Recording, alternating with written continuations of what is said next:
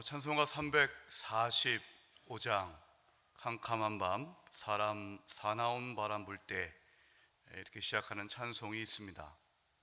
이 찬송은 1921년, 그러니까 우리나라가 일제강점기에 있던 불운한 시대에 당시 22살의 김한란 박사가 작사한 찬송입니다. 잘 아시는 대로 김한란 박사는 이화여대 초대 총장을 역임했었습니다. 나중에 여기에 이동훈 교수가 곡을 붙여서 만들어진 곡이 찬송가 345장입니다. 그 가사를 제가 잠시 한번 읽어드리겠습니다. 캄캄한 밤 사나운 바람 불 때 만경창파 망망한 바다에 외로운 배 한 척이 떠나가니 아 위태하구나 위태하구나. 비바람이 무섭게 몰아치고 그 놀란 물 큰 파도 일때에 저 뱃사공 어쩔 줄 몰라 하니 아 가련하구나 가련하구나. 절망 중에 그 사공 떨면서도 한 줄기의 밝은 빛 보고서 배 안에도 하나님 계심 믿고 오 기도 올린다 기도 올린다. 아버지여 이 죄인 굽어보사 성난 풍랑 잔잔케 하시고 이 불쌍한 인생을 살리소서. 오 우리 하나님 우리 하나님. 모진 바람 또 험한 큰 물결이 제 아무리 성내어 덮쳐도 권능에 선 그 노를 저으시니 오 맑은 바다라 맑은 바다라. 여기에 등장하는 배는 우리 인생을 가리키기도 하지만 당시 그야말로 일제강점기 가운데 있었던 우리나라의 그 불운한 처지, 그리고 아무런 소망이 없었던 우리나라를 상징한다고 볼 수가 있겠습니다. 말 그대로 캄캄한 밤, 거센 바람이 불어오고 물결은 높고 더 이상 어찌할 수 없는 상황, 그가 바라보았던 일제강점기 1921년 대한민국의 모습이었습니다. 그러나 사공은 그렇게 바람이 불고 곧 침몰할 것 같은 배 안에도 하나님이 계심을 믿고 하나님의 긍휼하심을 바라보며 기도합니다. 그러자 마지막 5절에서는 그는 다음과 같이 소망과 확신을 갖게 되었습니다. 모진 바람 또 험한 큰 물결이 제 아무리 성내어 덮쳐도 권능에 선 그 노를 저으시니 오 맑은 바다라 맑은 바다라. 며칠 후면 우리나라가 일제강점에서 해방된 지 74주년이 되는 8.15입니다. 최근 우리나라의 사정을 가만히 보면 한일 간의 갈등이 그 어느 때보다도 골이 깊고, 또 북한은 연일 미사일을 발사하고 있고 중국과 러시아는 우리를 마치 무시하는 듯 영공을 침범하고 있으며, 또 그동안 우리의 우방국가라고 여겨졌던 미국과의 갈등도 관계도 역시 여의치 않은 상황인 것 같습니다. 그러한 지금의 대한민국이 바로 찬송가 345장, 지금부터 약 90여 년 전에 김한란 박사가 바라봤던 그 당시 조선의 땅과 크게 다르지 않은 것 같습니다. 그럼에도 불구하고 우리는 배 안에도 이 대한민국에도 하나님이 함께 하심을 믿고 권능의 손이 이 대한민국을 이끌고 가시는 줄 믿습니다. 기도하며 나갈 때 배 안에도 하나님 계심을 확신하며 소망 가운데 이 나라를 향한 하나님의 귀한 뜻이 이루어지기를 기도해 주시길 당부드립니다. 아울러 오늘 이 시간 우리가 함께 예배 드리는 여러분 가운데서도 마치 내 인생이 이 찬송가 345장에 나오는 것처럼 캄캄한 밤에 모진 바람이 불어오고 있고 거센 물결이 일어나고 있을 때 도무지 소망이라고는 보이지 않는 그런 상황에 있다 할지라도 오늘 이 예배를 드리는 가운데 배와 같은 나의 인생 가운데 함께 하시는 하나님이 계심을 믿고 소망을 가지시길 주의 이름으로 축원합니다. 지난주에 우리는 오병이어의 이적 관련해서 하나님 말씀을 나누었습니다. 자, 오병이어의 이적을 행하셨던 예수님이 이제 군중들이 당신을 왕으로 억지로 삼으려고 하는 것을 거부하시고 예수님은 제자들을 먼저 배에 태워서 가버나움으로 보내셨습니다. 그리고 당신은 산에 올라가셨습니다. 즉 제자들만 탄 배가 이제 갈릴리 바다를 건너게 되었습니다. 오늘 말씀 첫 번째 16절부터 21절은 바로 그 바다를 건넜던 제자들이 탄 배에 관한 이야기입니다. 제자들이 배를 타고 갈릴리 바다를 건널 때에는 이미 날이 어두워 있었습니다. 그러나 사실 날이 어두웠던 것은 그리 큰 문제는 아니었습니다. 왜냐하면 제자들 가운데는 어부가 많이 있었고 그들은 밤이 맞도록 이 고기를 잡는, 그래서 오랫동안 어부 생활에 익숙해 있었기 때문에 그것은 그리 문제가 될 것은 아니었습니다. 그런데 그 배에 바람이 불어왔습니다.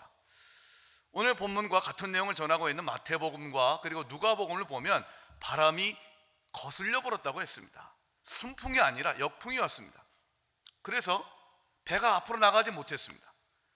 바다 한가운데에 있었다고 얘기를 합니다. 바다 한가운데에 있다는 얘기는 무슨 말입니까? 되돌아가기도 어렵고 앞으로 나가기도 어려운 가운데 있었다는 것입니다. 그저 힘겹게 노만 젓고 있었다, 그렇게 묘사를 하고 있습니다.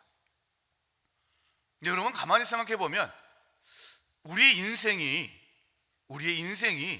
바로 그와 같지 않습니까? 되돌아갈 수도 없고 그리고 앞으로 나가기 어려운 상황, 이러지도 저러지도 못한 상황에 처해일 때가 많이 있는 것이 우리의 인생이 아닐까 합니다. 가고 싶은 목적지가 있는데 그것은 가지 못하고 때로는 중도에 포기하거나 아니면 전혀 엉뚱한 목적지에 도착하는 것이 또 우리의 인생이 아닐까 합니다. 지금 내가 살아가고 있는 이 삶은 내가 젊었을 때 꿈꾸던 그런 삶이 아니었는데 나는 지금 이런 삶을 살기도 합니다.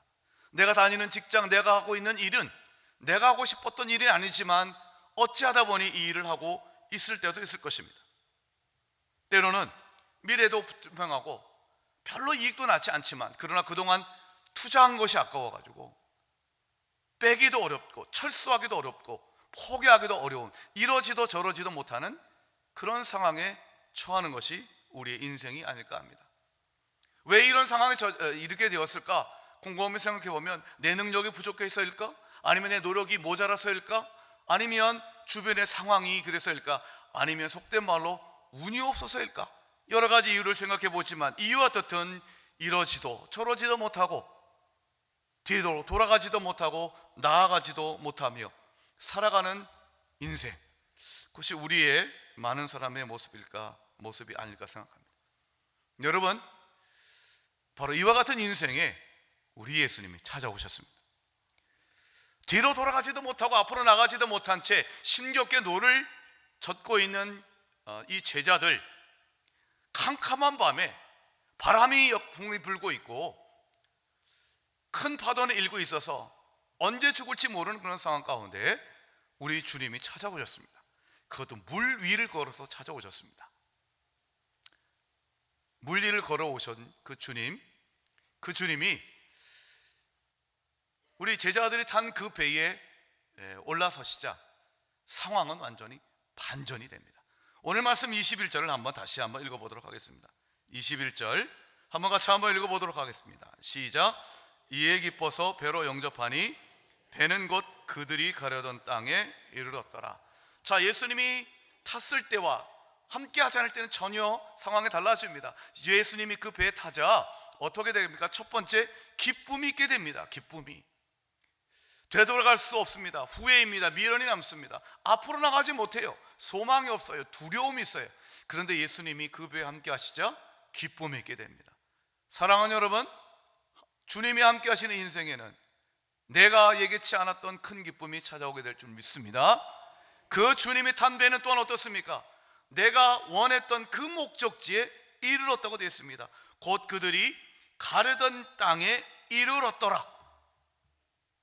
그것이 바로 주님이 함께 하시는 삶의 모습인 것입니다. 여러분, 인생이 무엇입니까? 내가 가고 싶은 곳에 못 가는 것이 인생입니다. 그러나 그런 인생 가운데에 주님이 함께 하시면 영생, 주님이 이끌으셔서 주님께서 원하시는 그곳에 내가 생각하고 내가 가로해도보다 더 좋은 것, 천국으로 우리를 이끄시는 줄 믿습니다. 인생이 영생으로 바뀌는 것은 내 인생이라고 하는 배에 예수님이 동행하시면 나의 인생은 영생으로 변화되는 줄 믿습니다. 왜 그러신 줄 아십니까? 그 예수님이, 내 배에 내 인생에 함께 하시는 예수님이 바로 온 우주 만물을 창조하신 하나님이시기 때문에 그렇습니다. 오늘 예수님이 물리를 걸어서 제자들이 있는 배에 왔다고 말씀드렸습니다.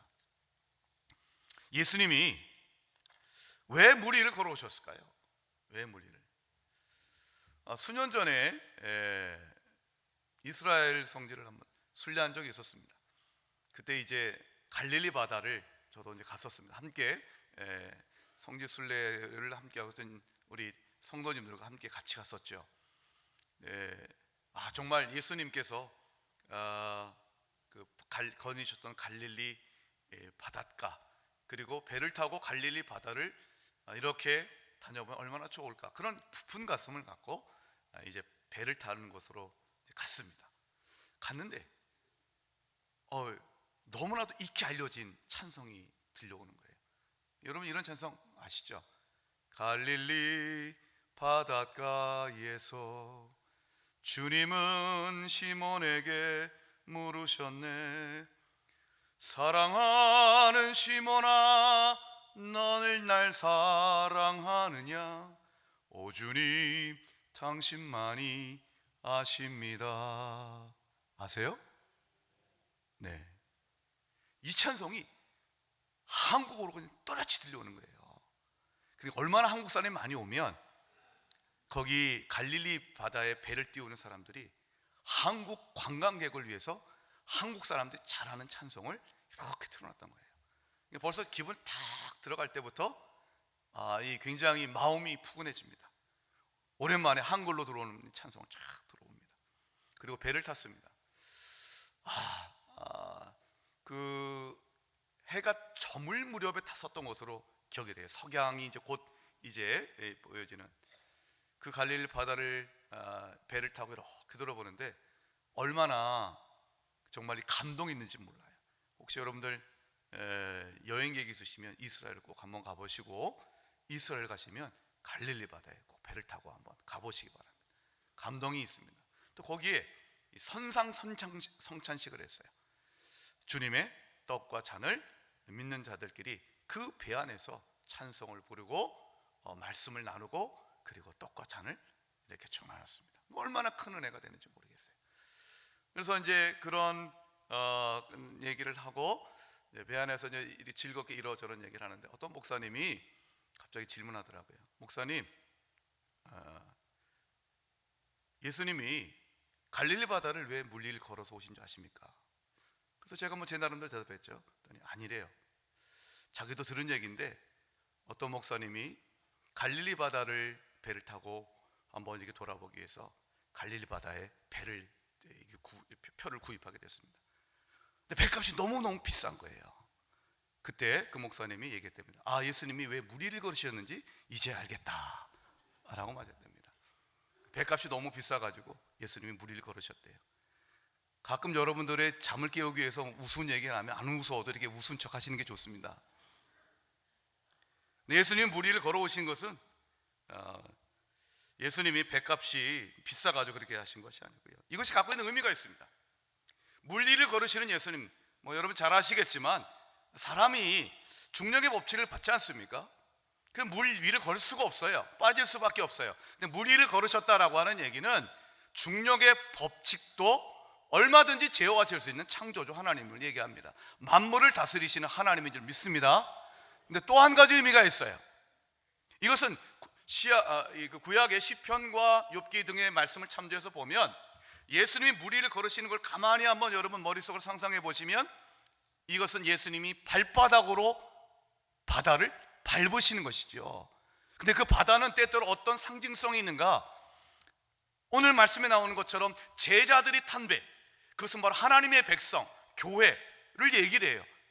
그 하나님의 백성을 위협하는 악의 세력을 상징합니다. 그 악의 세력 앞에서 예수님이 함께 하시지 않은 인생 가운데 악의 세력이 그 인생을 침몰시키려고 할 때에 예수님은 만물을 다스리시는 주님으로서, 창조주 하나님으로서 또한 모든 악의 세력을 발버로 밟으시고 제압하시고 제자들을 구원하신다, 그런 의미가 있는 것입니다. 사랑하는 여러분, 저는 오늘 설교 제목을 인생과 영생으로 말씀드렸습니다. 인생이 뭡니까? 사람이 살아가는 삶을 인생이라고 얘기합니다. 인생은 말씀드린 것처럼 가고 싶은 것을 내 마음대로 가지 못합니다. 가다가도 다시 돌아오고 싶을 때도 있습니다. 이러지도 저러지도 못할 때가 있습니다. 그것이 인생입니다. 살아가는 삶의 모습입니다. 그런데 여러분, 또 한 가지 인생이 있어요. 그것은 영생이에요. 영원한 생명이에요. 인생이 어떻게 영생이 될 수 있을까요? 생명을 주시는 예수님이 함께 하시면 그 인생은 영생이 되는 줄 믿습니다. 또한 예수님은 무리를 걸어서 제자들이 탄 배에 다가오실 때에 이렇게 말씀하셨습니다. 오늘 말씀 50절, 죄송 50절이 아니라 20절입니다. 20절 이런 말씀이 있어요. 이르시되 내니 두려워하지 말라, 내니 두려워하지 말라, 이렇게 말씀하셨습니다. 나다, 이런 얘기죠. 내니 두려워 말라. 이 말은 얼핏 생각해보면 예수님이 제자들에게 나다, 너희들의 선생 예수야, 이런 얘기잖아요.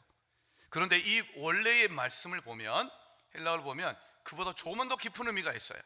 나다라고 하는 이것을 헬라어 에고에미라고 하는데, 이 말은 출애굽기 3장을 배경으로 합니다. 출애굽기 3장을 보면 하나님께서 모세를 이스라엘의 출애굽의 지도자로 세우시죠. 그때 모세가 묻습니다. 사람들이 하나님의 이름을 물어보면 뭐라고 얘기할까요? 그때 하나님이 하셨던 말씀, 이렇게 대답을 하셨습니다. 나는 스스로 있는 자니라. 그 말씀이 내니라는 이 말이에요. 이걸 좀 제가 풀이해서 말씀드리면 이것입니다. 예수님이 놀라고 있는 그 제자들에게 하셨던 말씀, 나는 스스로 있는 하나님이니라. 그러니 두려워하지 말지니라. 그런 선포인 것입니다. 예수님이 무리를 걸으시고 예수님이 제자들을 향해서 내니 두려워하지 말라는 이 모든 말씀은 바로 우리가 인생의 길에 하나님이신 예수님이 우리를 찾아오셔서, 하나님의 아들이신 우리의 인생을 찾아오셔서 모든 두려움을 기쁨으로 변하게 하시고, 갈 수 없었던 그곳을 우리로 가게 하시고, 아니 우리가 가려야 됐던 것보다 더 좋은 곳 천국으로 인도하시는 하나님의 아들이신 줄 믿습니다. 오늘 인생으로 살고 있는 우리들에게 찾아오신 그 주님, 그래서 우리에게 영생의 기쁨을 주신 그 예수님을 감사하고 찬송하며, 여러분의 삶이 오늘 등장하는 이 제자들처럼 어두운 밤, 캄캄한 밤, 거센 바람이 불어오치는 그 바다 한가운데 있다 할지라도 우리를 구원하시기 위해서 무리를 밟고 오시는 주님으로 인하여서 강하고 담대하시길 예수의 이름으로 축원드립니다. 자, 두 번째, 오늘 말씀 26절로 넘어가겠습니다. 자, 이제 예수님께서 제자들이 탄 배에 올라타시니 그들이 원래 가고자 했었던 가버나움에 도착하게 하게 됩니다. 자, 근데 사람들이 예수님과 제자들을 또 다시 찾아옵니다. 지난주 말씀드렸던 것처럼 오병이어의 이적을 경험했던 사람이었어요. 이들이 또한 그러한 기적을 다시금 예수님이 일으켜 주시길 바라면서 예수님을 찾아왔던 것이죠. 그때 하셨던 말씀, 그렇게 찾아온 사람들에게 향해서 하셨던 말씀이 바로 26절부터 이제 29절의 말씀입니다. 먼저 예수님이 이렇게 말씀하십니다. 26절 보니까 너희가 나를 찾은 것은 표적을 본 까닭이 아니고 떡을 먹고 배부른 까닭이라고 말씀하십니다. 그러면서 27절에 이렇게 얘기하시죠. 27절, 우리 27절을 우리 다 함께 한번 읽어봅시다. 시작. 썩을 양식을 위하여 일하지 말고 영생하도록 있는 양식을 위하여 하라. 이 양식은 인자가 너에게 주리니 인자는 아버지 하나님께서 인치신 자니라. 자, 20절에 보면 두 가지 양식이 나옵니다. 첫 번째 썩을 양식, 두 번째 영생하도록 있는 양식입니다. 썩을 양식으로 번역됐지만 이것은 결국 어떤 양식이든지 우리에게 잠시의 만족을 준다라는 것입니다. 즉 양식은 양식인데 우리에게 만족을 주는 그 효능과 효과의 제한성을 얘기하는 것이죠. 왜냐하면 이 땅의 모든 것들은 결국 썩어 없어질 것이기 때문에 그렇습니다.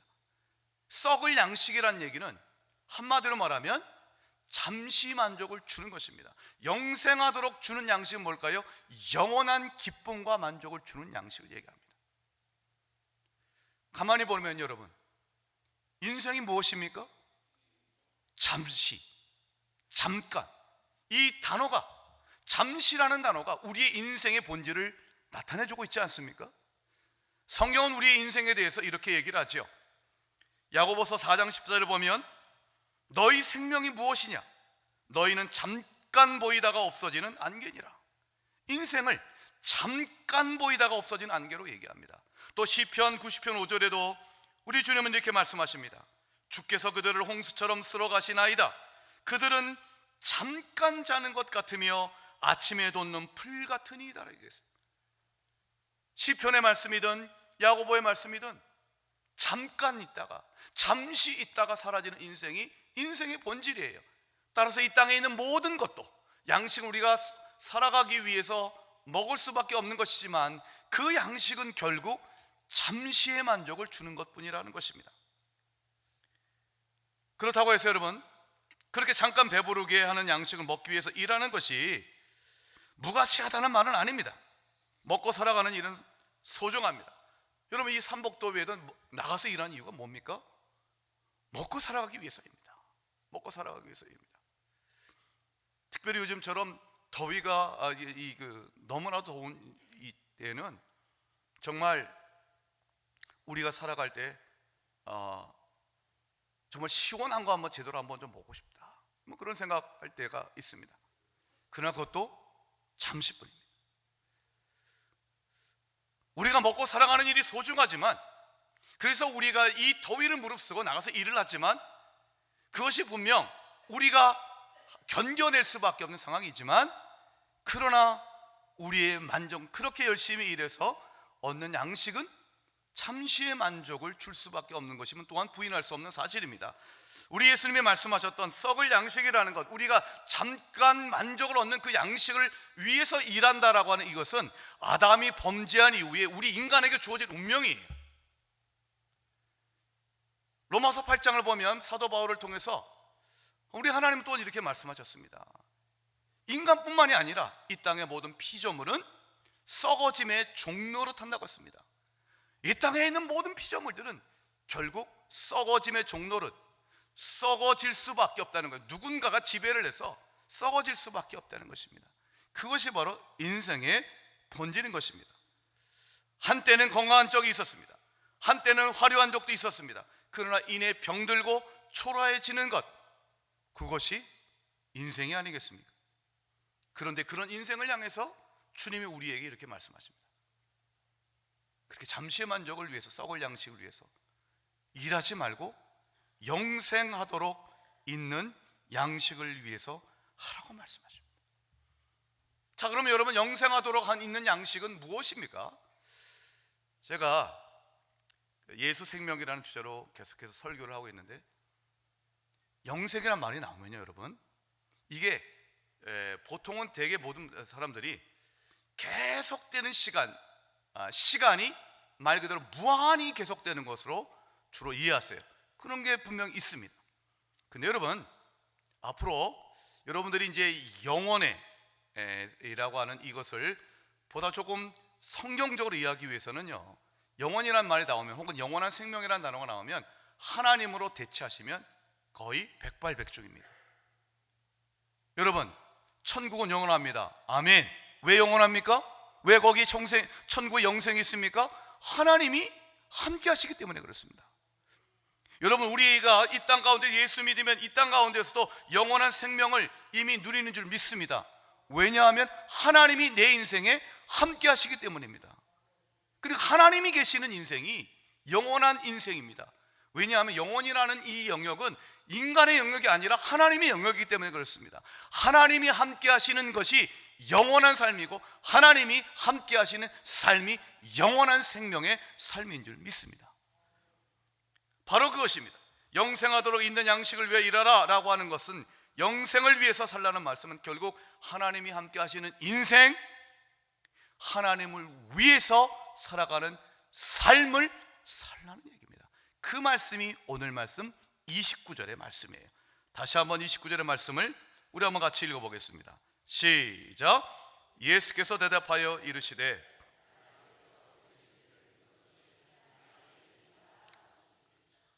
여러분, 하나님이 원하시는 일이 뭐예요?